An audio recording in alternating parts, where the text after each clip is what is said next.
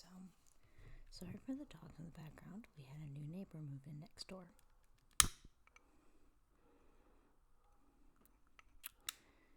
Our dogs aren't happy. Hopefully, in a few months, I'll have a house and a better place to record it.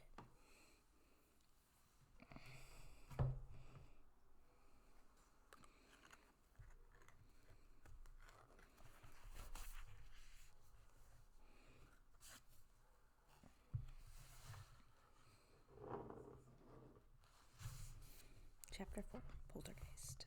They are not really spirits or ghosts in the true sense of the word. Poltergeists are random energies psychonetically generated by a living person. Chris Woodyard on website invink.com. Among its rackety ghost manifestation, Missouri seems to have had one who was overgenerous with water and another who drew pictures. Both are responsive to reprimands, which seem to be fairly typical of the beings Germans named with a word meaning approximately noisy spirit or mischievous playful ghost.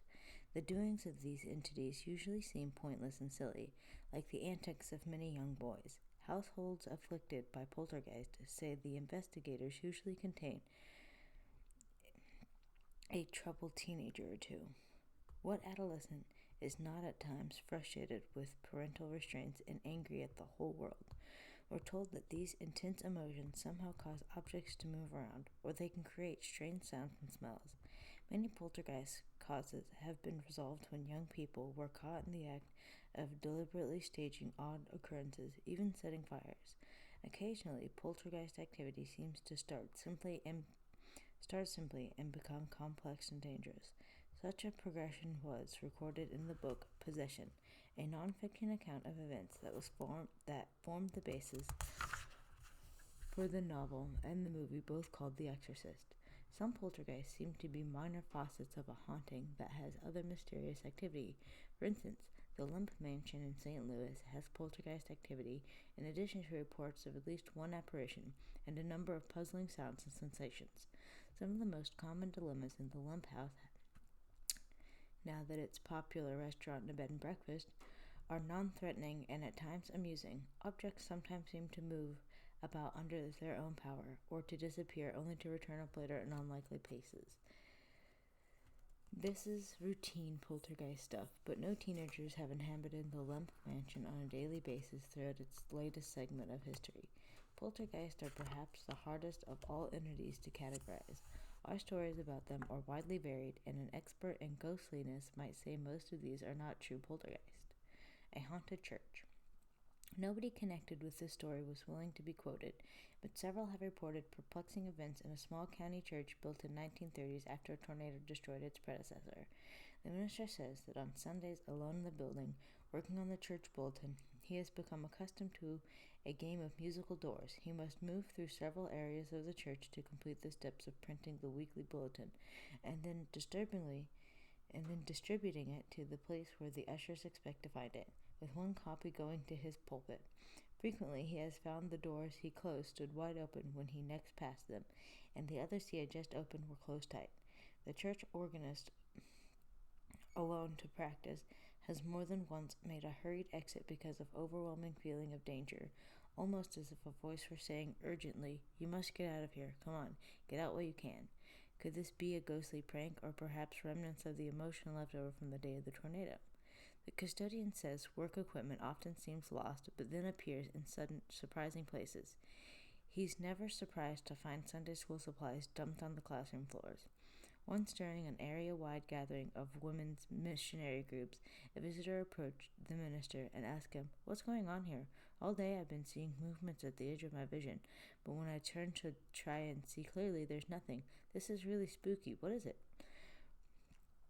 What are we to make of such things, especially since poltergeist-like actions sometimes seem designed to give comfort? Sue Webster of Columbia says that about 18 years ago, when she and her husband were starting to Indiana for her father's funeral, their garage door gently lowered of its own accord.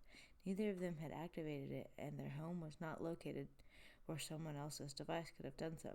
This had never happened before, and it was not happened since, except for one more time, about 16 years ago, when Sue's husband died. Did his spirit remember that Sue had greeted the first event with gratitude, saying, "Oh, that's Dad, letting us know he's okay and still with us." Put it in writing, please. Paul Pepper, a well-known and much-beloved television personality in Colombia, speaks matter-of-factly about the spirits that in his house were lavish with water, possibly aimed poorly at his plants while he was away on vacation.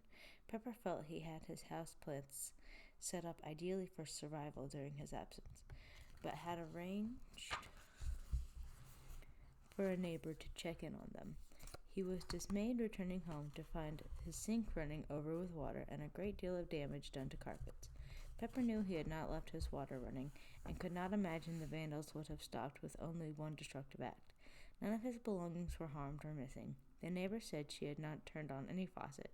She watered nothing. Nothing needed it. All friends who had keys to Paul's house were above suspicion. None would consider it funny to damage someone's home.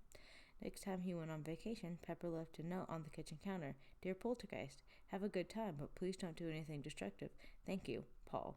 All his trips since then have included tranquil homecomings. Do I make myself clear? Another Missourian stopped a poltergeist with her righteous indignation,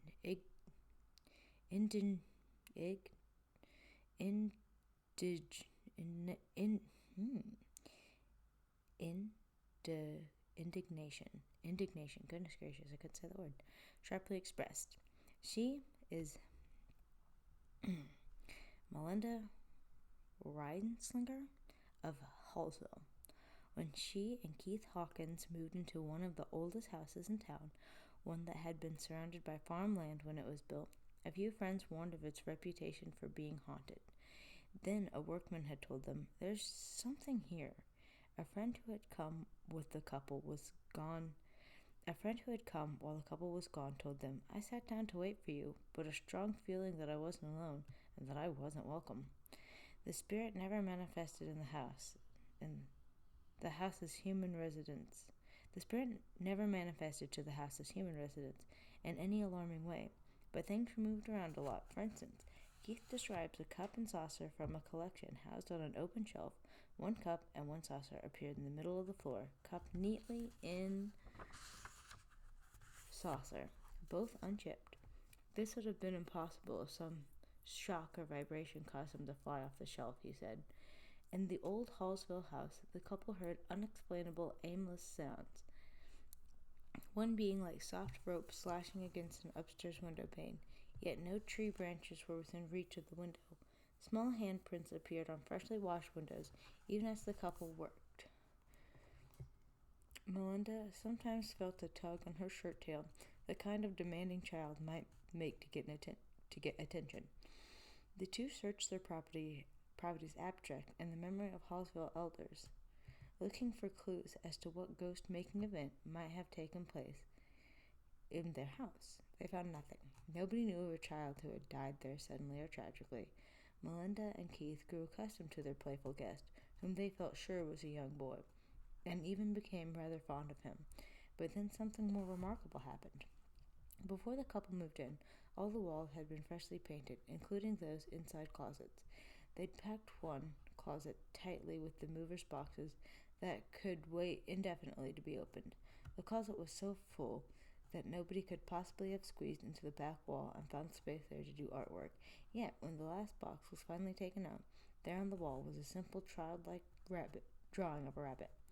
This seemed to refer to Melinda's scolding the poltergeist and giving him an ultimatum about teasing their pet rabbit. They had enjoyed the animal for several years. Litter trained, the rabbit had free run of the house, and had always been a cheerful and confident pet.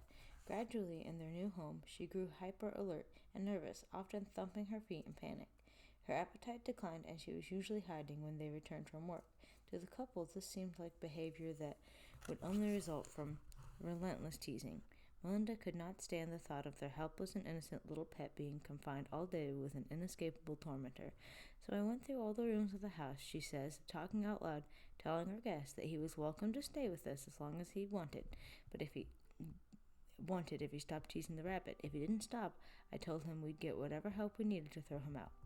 Slowly, the rabbit regained most of her former disposition. Then, as months and years passed, the poltergeist could have been growing up or developing new interest. He did not seem to be around as much, and what he did was less troublesome. Now, unusual activity in the house has almost completely stopped. Melinda and Keith miss it, and so do their guests.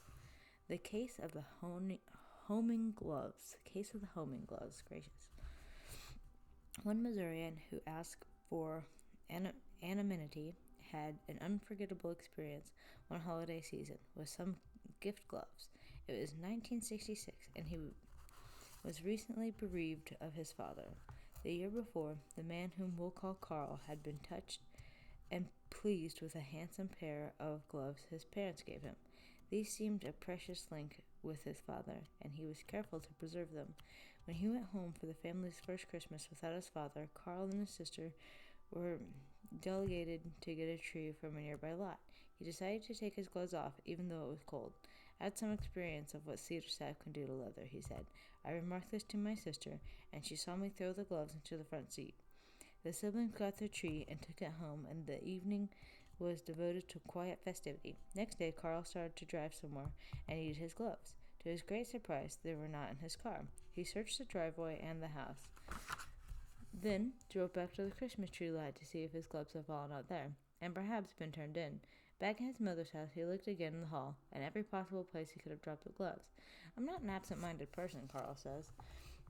I'm not someone who can't keep track of the small details of life.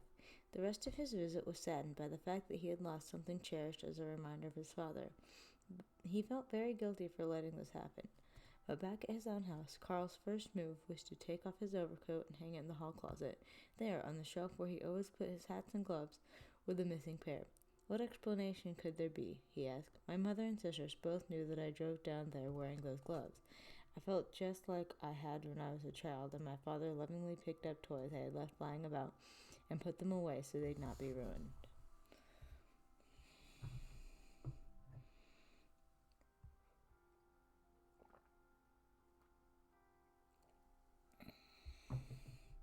Testing. Poltergeists seem to be especially fond of messing about with electricity. Many people mention strange actions of house lights, electronic equipment, and appliances of all kinds. Paul Pepper said that his television sometimes comes on spontaneously when he is in another room, but turns off when he goes to see about it. One time, when he especially wanted to see a ghost segment on Unsolved Mysteries, he set his VCR to record it while he and his dogs had their nightly walk. When he played the tape, he found that it had recorded all of the show but the ghost segment. Oh, excuse me, my neck is a little sore. Many restaurant kitchens are considered haunted to those who work there because electrical appliances behave in a quirky manner. Many people are alarmed in their homes because the lights flare up or fade down. Electricians tell us that there are usually practical explanations for such happenings. They say surges of power or faulty switches could account for most of such events. But people who tell the stories often say their first thought was out of fire danger, so they had the wiring inspected or devices checked out and found no deficits. Psychic investigators say that electricity, a subtle as well as a powerful force, is ideally suited for discarnates for discarnates to manipulate. In fact, it is a part of all of us. Even the beating of our own hearts is regulated by electrical action. Yet in another way, it seems ghosts would resent electricity. Modern lighting inside and out leaves them few shadowy corridors and black nights. Our homes are filled with music and human voices, gunfire, and deafening crashes. If ghosts want to make themselves known, they surely find it difficult in our noisy world, where attentions of the living are usually focused on the flickering images of a television or computers. Unusual little sounds and tantalizing glimpses of misty figures are not likely to reach us. Maybe poltergeists are just the only spirits left who have much of a chance of being noticed. Alright, and that's the end of chapter 4.